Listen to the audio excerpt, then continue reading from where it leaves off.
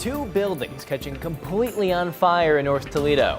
Just ahead, we're hearing from crews first on scene and witnesses who say they could see the smoke from different parts of town. And time is running out for Governor Mike DeWine to sign Ohio's $60 billion budget bill.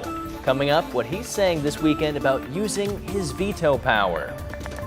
And for the very first time since a ceasefire in Iran, we're taking you inside the country following a 12-day war with Israel.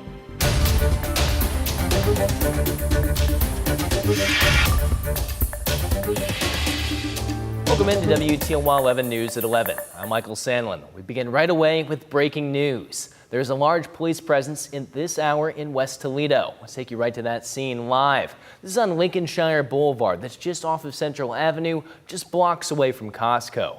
Right now you can see officers on scene looking around with flashlights, investigating. First reports came into our newsroom just within the past hour. Right now, police are not giving us any information as to what happened. However, our crews will stay at the scene, working to get you answers. And once we learn more, we will update you both on air and online. Now, to a massive fire in North Toledo with smoke that could be seen for miles this evening. And tonight, we're hearing from Toledo Fire as they launch an investigation. This large fire engulfed a former pop bottling plant and a nearby house off of the Grange in North Toledo. Dominique O'Neill joins us in studio after spending hours at that scene. Dominique, have we learned the cause of this fire yet? Well, Michael, the cause of the fire remains under investigation, but officials with the fire department say they are thankful, given the size of this blaze, that no one was injured. It's just after 4 p.m., and smoke can be seen from miles away. As you're sitting right looking at Franklin Park Mall, this was the fire. You could actually see it. The flames were so big. As you're getting closer to it on 475, it keeps on progressing. But you can see it as far as Ottawa County, some parts of Oregon, and even down by Franklin Park Mall and Sylvania area. It's coming from right here on LaGrange Street, and the fire was spreading fast. We called with one person who just recently moved to this area who described the sudden evacuation. We'd just gotten back from the lake, and I was taking a nap, and I heard like loud knocking on the door, and they're like, oh, we're evacuating. Multiple Toledo fire crews battled the flames, and they could also be seen putting out an electrical line that had caught fire. When I first got up here, you could feel the heat from the fire coming off. You can come over here and sit down. Yeah, it was wild. According to Toledo Fire and Rescue Department, 2 buildings caught on fire. The first, a former Toledo staple, the Moore Brothers Bottling Company, a soda company that operated on LaGrange for nearly 100 years before shutting its doors in the 90s. The second, a local home. Right now, the extent of the damage is unclear. But as of right now, there's no injuries, and we just want to make sure the community's safe, and we would advise people to stay away from this area. But it's going to be a few people that are affected by this. It's definitely multiple houses going down. The Fire Investigation Unit says they're looking into the cause of the blaze, and we will let you know when we get those answers. Reporting in studio, Dominique O'Neill, WTOL 11. All right, thanks, Tom. New at 11, officials say there are no survivors after a small plane crashed in northeast Ohio. This happened this morning in Howland Township near Youngstown. Investigators say 6 people were on board when the plane crashed just after takeoff into someone's backyard. The National Transportation Safety Board says the plane was a Cessna 441, a small twin-engine plane. The Howland Township Fire Chief says they're fortunate this crash didn't become even worse. This is an extremely tragic situation, but it could have been worse. Yes, there were 3 residential houses in a pretty close proximity to the plane. Flight tracking software shows the plane was heading to Bozeman, Montana. Right now, the cause of the crash is still under investigation. A motorcyclist is recovering after a crash last night in Perrysburg Township. Ohio State Highway Patrol says it happened northbound on I-75 near the Fremont Pike exit around 10:20. Troopers say the 20-year-old motorcyclist lost control and was then thrown from the motorcycle and slid across the road. Troopers say he was wearing a helmet and is currently in the hospital, but he is expected to survive. Turning now to your forecast, let's bring in meteorologist John Birchfield. John, another sunny day, but you say storms are set to return tomorrow. What's the timing there? Yeah, Michael, it's mainly going to be the afternoon and the evening that you'll want to stay weather aware for those thunderstorms rolling on through. A few of them could be on the stronger side, but overall it's a fairly low risk of severe weather, mainly in the late afternoon and the evening time frame that we are expecting some widespread storms to impact those plans. Dry weather right now, a couple isolated showers trying to creep into Crawford and Wyandotte counties. However, I have my sights to the west of us as a cold front slides in over Lake Michigan, and that is going to be the spark that provides us storm chances for your Monday afternoon. Now, some data does bring in a couple isolated showers that could affect the commute tomorrow morning. However, it's really going to be the afternoon and the evening that are going to bring stormy and unsettled weather. So if the kids have sports tomorrow, keep the storms in mind. There could be delays and cancellations. Widespread storms continuing through late Monday, and it is going to turn less humid into the start of July. I'm going to have your 4th of July forecast coming up in just a bit. Michael. All right, John, we'll see you then. Ohio lawmakers will likely go on summer break without making any changes to the state's marijuana law. That's according to State Representative Brian Stewart. This after Ohio Senate Bill 56 was up for a vote for the second week in a row in committee. But both times the vote did not take place. The bill would reduce the THC levels in adult use marijuana extracts from a maximum of 90% down to a maximum of 70%. It also limits the number of active dispensaries to 400 and bans smoking in most public places. The changes face some pushback, with some saying it's not what voters supported back when they passed a law to legalize recreational marijuana in 2023. Representative Stewart says lawmakers will potentially revisit the bill after the break. Tomorrow is the deadline for Governor Mike DeWine to sign Ohio's budget bill. He can also line item veto certain parts he may disagree with. The budget bill that passed the Republican-controlled House and Senate includes a flat income tax. This change gives a tax cut only to people making more than $100,000. That group will see their income tax go down from 3.5% to 2.75% by 2026. The budget also takes nearly $25 million away from Ohio's libraries to cut costs. Plus, it caps school districts' operating budget carryovers. It requires them to spend down surpluses that exceed 40% or return the excess to taxpayers. Meanwhile, DeWine is facing pressure from Ohio Attorney General Dave Yost to line item veto $600 million for the proposed Cleveland Browns Stadium. That's because the money is coming directly from unclaimed funds. In a letter, Yost says the risk inadvertently harms taxpayers who are unaware they have money in the state's unclaimed funds. Governor DeWine was asked this weekend about his veto power. He says he isn't ruling out using it, but is not saying exactly what he may choose to veto. Well, I think every governor vetoes something in a budget. So sure, there will be some things. We're trying to be respectful of the state legislature, but at the same time exercise my constitutional obligation that I owe the people of the state of Ohio. This is the 4th budget. This will be my last budget. Once the budget is signed and any vetoes are made, we will update you on air and online. Right now, the Senate is debating President Trump's budget bill. The legislation moved one step closer to passage last night after a 51-49 vote. But the Senate is not expected to formally vote on the bill until Monday. 2 Republican senators, Tom Tillis of North Carolina and Rand Paul of Kentucky, joined Democrats in opposing the advancement of the bill. The legislation extends tax cuts from President Trump's first term, removes taxes on tips and overtime, and increases spending for defense and border security.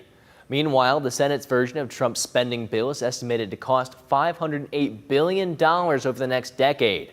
A congressional budget analysis released today says the bill would take away health insurance from nearly 12 million people by 2034. Both Republican-controlled chambers are calling for large spending cuts to Medicaid, which provides coverage to more than 71 million low-income Americans.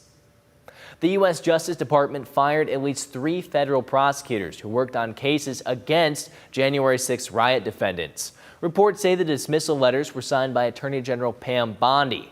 No reason for the removal was stated in the letters. These are the latest disciplinary actions taken against federal attorneys who brought criminal charges against those who stormed the Capitol in an effort to overturn the 2020 election results. On his first day in office, Trump pardoned about 1,500 people who were convicted in the insurrection, including those who were found guilty of assaulting police officers. New tonight, a look inside Iran. CBS's reporter Imtiaz Tayeb is there and filed this reporter's notebook from Tehran. We want to note that the Iranian government is monitoring our CBS team's movements there. Saeed Rahim Bathai has long been CBS News' eyes and ears in Iran. For 16 years, he's introduced us to everyday Iranians who have shared with us their hopes and fears. After 12 days of devastating war with Israel, we've seen a certain level of national unity we haven't before. What do you account for that? Iran is an Asian country with an Asian civilization, more than 5,000 years of history. So they want to preserve it. They say, we are the nation. We have a national identity. Don't smash, don't try even to smash, or don't insult our pride and this deep civilization. If the U.S. and Israel was able to use military force to collapse this regime, what would happen to Iran and the wider region? Well, that would be a disaster.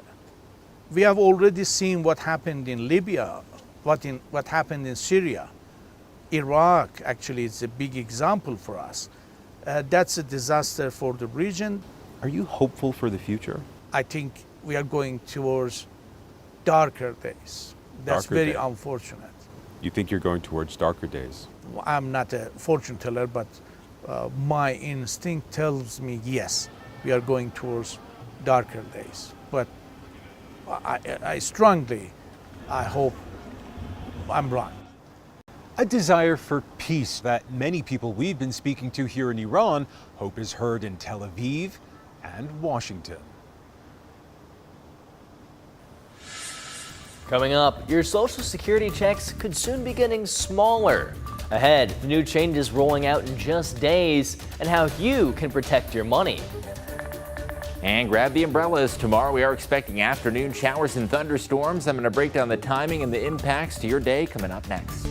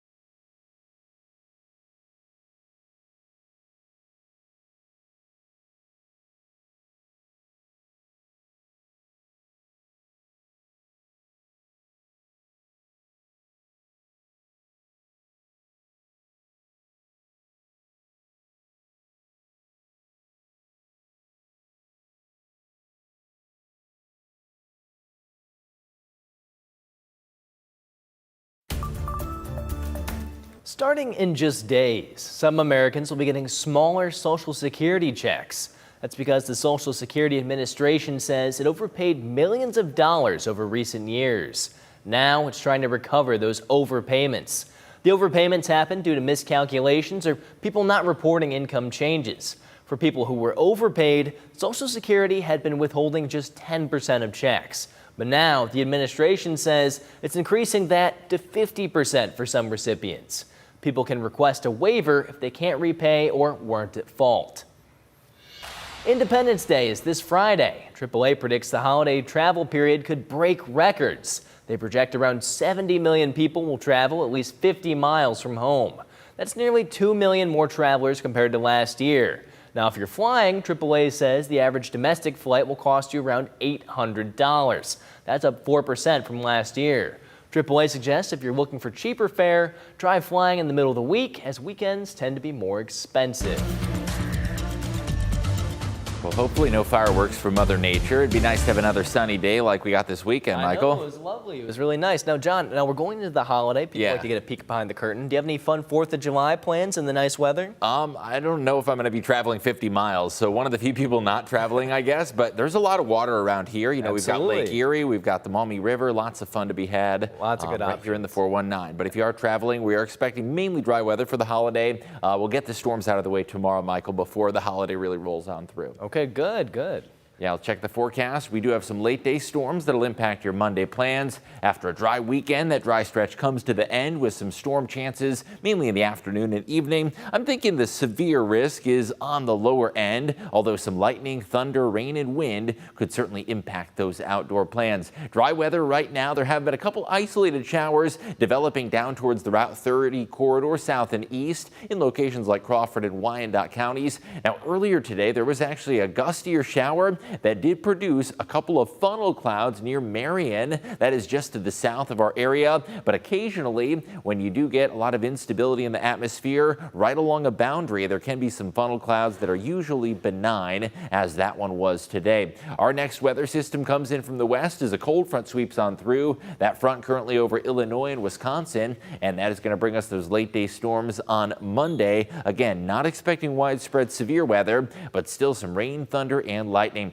Now, as that warm front lifts on through ahead of this system, could get a couple isolated showers starting off your Monday. There is going to be a little more cloud cover and also a significantly higher humidity levels. Let's look ahead towards midday. We're going to start to see a couple isolated pop-up showers as that atmosphere becomes unstable and a lot of humidity in the air. And the afternoon does bring those widespread storms late Monday. A couple downpours and thunderstorms, but not expecting widespread impactful weather. As a cold front moves on through behind this system, we're going to see those showers taper off Monday night, and Tuesday the clouds clear out as well, and we're going to enjoy sunshine and also lower humidity. So if you are thinking those early fireworks shows and holiday plans, it is going to be a really comfortable start to July. So the timing and the impacts for your day. Storm timing is going to be mainly in the afternoon and evening, although a couple passing showers may be possible in the morning.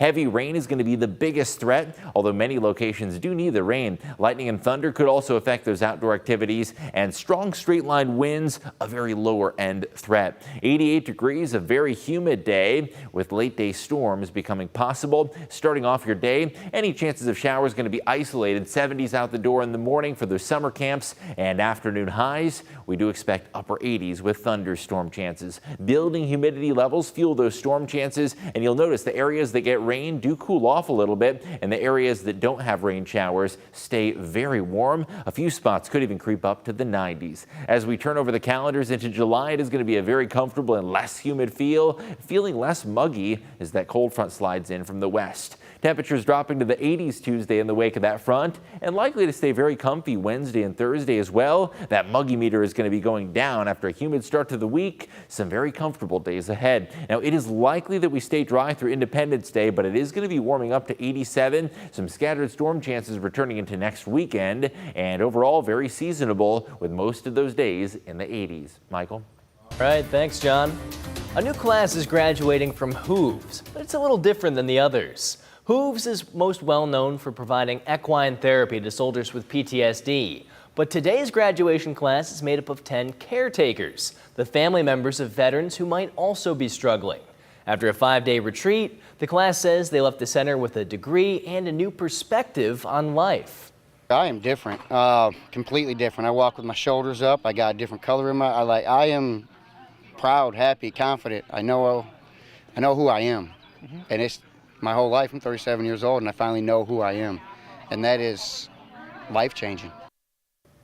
Hooves is a privately funded charity. They say they're always looking for donations to help their mission.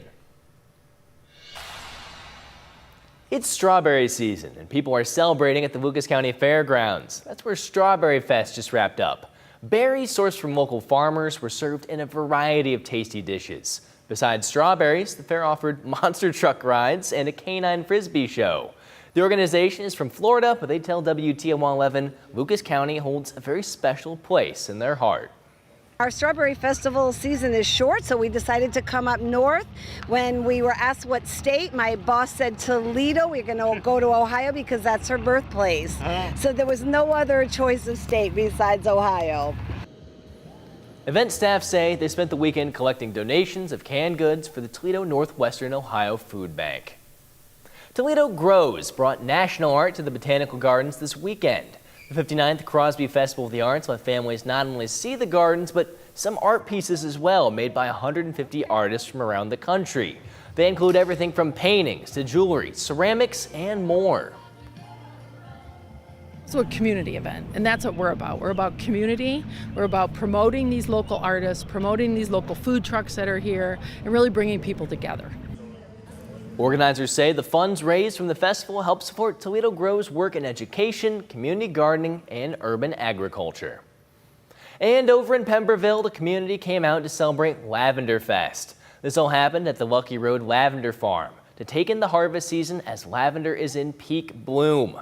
With 850 lavender plants open for people to see, owner Kylie Wangrowski says it's amazing to see what started as a personal garden grow into a popular spot for lavender. I started with 12 plants out here and just kind of a hobby, and this is 850 plants now, and we've welcomed so far about 1,600 guests this weekend. We're probably going to end up somewhere around 2,500, I would guess, and so yeah, it's just grown into something I never imagined, a hobby into this, entire festival. The festival also included lavender-themed treats and bouquets, as well as food trucks and a gift shop. Speaking of people who are fans of lavender, we got Chase Bachman. Big fan of lavender, a very pro-lavender guy.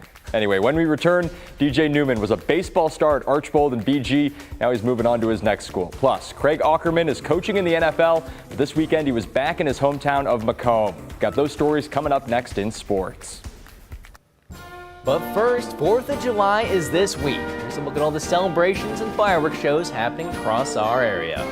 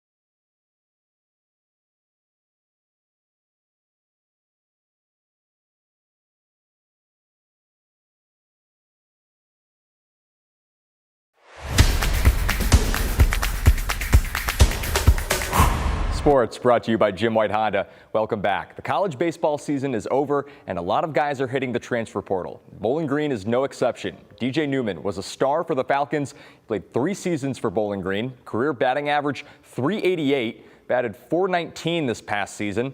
Last weekend, Newman announced he's transferring to play at the University of Tennessee. WTOL 11 talked with Newman earlier this week. He said he'll miss his teammates and coaching staff. He says the program got him ready to play at the SEC level. Newman missed a big chunk of the 2025 season due to an injury, but says he's in good shape now and he's looking forward to playing with the Volunteers. You can't really guarantee much in baseball, but I've been telling people I'm going to guarantee that I'm going to give it my all, no matter what position I'm playing, pitching, hitting. If I'm DHing, I'm going to give it my all and do my best, because those people down there in Rocky Top want to win, and so do I. Injuries have been tough. I unfortunately had one this year, and I got 1 year eligibility left, so it's pretty much now or never. And I want to just take advantage of this opportunity. I went down to Tennessee, like I said. We flew down there Thursday night, spent the day there Friday, and I already wanted to go there.